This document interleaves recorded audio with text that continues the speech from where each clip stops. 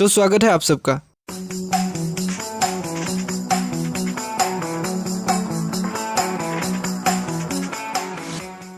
तो इसके पिछले वाले एपिसोड में आप लोगों ने देखा कि कैसे ओडिन यूनिवर्सल प्लेग को रोकने के लिए अपनी गॉड्स की टीम फॉर्म कर रहे होते हैं, और हम ये भी देख पाते हैं कि डॉक्टर डूम अब सैंक्टम सेंचुरियम में पहुंच चुका है। वहां पहुंच के वो सिल्वर सर्फर को दूर फेंक देता है। अब आगे हमारी कहानी की शुरुआत होती है और हम देख पाते हैं कि डॉक्टर डूम सिल्वर सर्फर को दूर फेंकने की वजह से सिल्वर सर्फर पास ही के एक सोफा में जाके गिरता है, और इसके बाद डॉक्टर डूम सिल्वर सर्फर को छोड़कर सीधा स्ट्रेंज की तरफ जाने लगता है, और वो स्ट्रेंज को देखकर बोलता है कि अब स्ट्रेंज तुम मुझे बोलोगी कि आखिर ये सब क्या हो रहा है। दरअसल में डॉक्टर डूम को ये लगता था कि इन सब के पीछे और कोई नहीं बल्कि डॉक्टर स्ट्रेंज था, और डॉक्टर डूम डॉक्टर स्ट्रेंज के ऊपर अपना मैजिकल बीम की हेल्प से वार करने ही वाला था कि तभी अचानक हम देख पाते हैं कि डॉक्टर डूम के जो गार्ड डॉक्टर स्ट्रेंज को जो पकड़े हुए थे उनको कोई अचानक पीछे से खींच देता है, और तभी हम लोग देख पाते हैं कि वहाँ पे एडम वॉरलॉक और वो सोल दोनों आ चुके हैं। एडम वॉरलॉक उन तीनों को देखकर बोलने लगता है कि मेरे टाइम में मुझे लोग एडम वॉरलॉक बुलाते थे,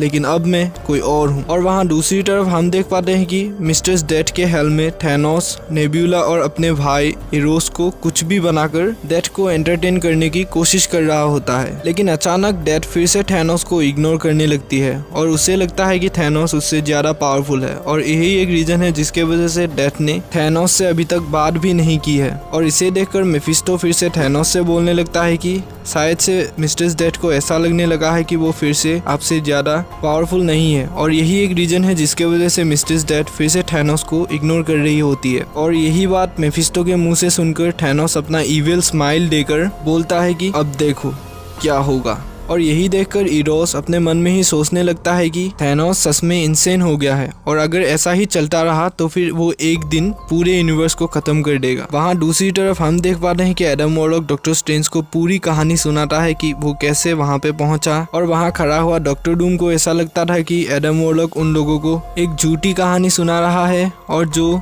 किसी भी सेंस नहीं बनाता, और इसीलिए डॉक्टर डूम एडम वॉरलॉक को बोलता है कि हाँ बहुत बढ़िया कहानी सुनाई तुमने। और बदले में एडम वॉरलॉक डॉक्टर डूम से बोलता है कि हाँ ये मेरे लिए बहुत ही मुश्किल था, मैंने जैसे तैसे करके यहाँ पे पहुंचा हूँ, और अब मैं इस दुनिया को बचाने के लिए तुम लोगों के साथ लड़ूंगा। एडम वॉरलॉक उन तीनों से बोलने लगता है कि वो इस दुनिया को बचाने के लिए उन लोगों के साथ खड़ा होगा, लेकिन एक शर्त पर, और वो था उसके हाथ में लीडरशिप होना चाहिए। और इसे सुनकर वहाँ पे ही बैठा हुआ डॉक्टर डूम झट से उठ जाता है और उठकर बोलने लगता है कि तुमने अपने आप को किस बेसिस पर लीडरशिप दिया है। और इसे सुनकर एडम वॉरलॉक रिप्लाई देता है कि वो जानता है कि इन्फिनिटी जेम्स क्या है और इन्फिनिटी जेम्स को कैसे कंट्रोल किया जाता है, और उसकी नॉलेज उन सब से बहुत ज़्यादा थी इन्फिनिटी जेम्स के बारे में। और एडम वॉरलॉक बोलने लगता है कि यही एक रीज़न है जिसके वजह से वो लीडरशिप में आना चाहता है, और एडम वॉरलॉक ये भी बोलता है कि वही एक चीज़ है जिसके वजह से वो लोग अभी यूनिवर्स को बचाने का होप कर सकते हैं। और इस बात को सुनकर डॉक्टर स्ट्रेंज एडम वॉरलॉक से बोलने लगता है कि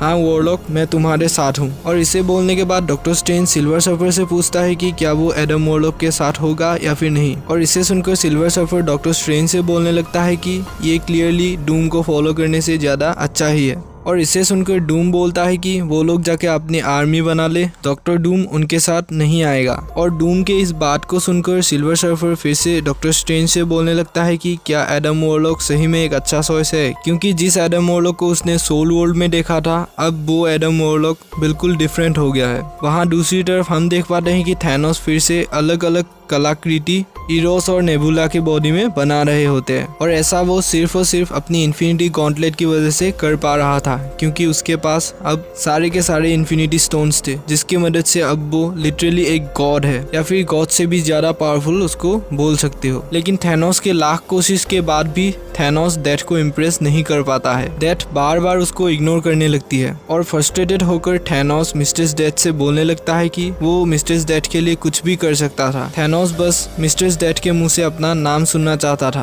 और ऐसा बोल के ही थैनोस अपनी इन्फिनिटी गॉडलेट का यूज करके वहाँ पास ही में जो रेड जाइंट स्टार खड़ा था उस स्टार को अलग एक प्लेनेट पे दे मारता है, और इसके वजह से ही पूरे यूनिवर्स में तहलका मच गया होता है। जितने सारे नेचर के लॉ थे सारे के सारे अब फेल होने लगे हैं, और इसके वजह से पूरा यूनिवर्स हिल जाता है। तो आज हम इस वीडियो को यहीं पे ही खत्म करेंगे। अगर तुम लोगों ने मेरे पिछले वाले वीडियोस को नहीं देखा है तो फिर जाके देख सकते हो, और और साथ ही में इन्फिनिटी गॉन्टलेट का पूरा प्लेलिस्ट तुम लोग जाके चेक कर सकते हो। तो अगर ये वीडियो पसंद आया है तो भी वीडियो को लाइक कर देना और साथ ही साथ चैनल को सब्सक्राइब करना मत भूलना। तो मैं चलता हूँ, बाय।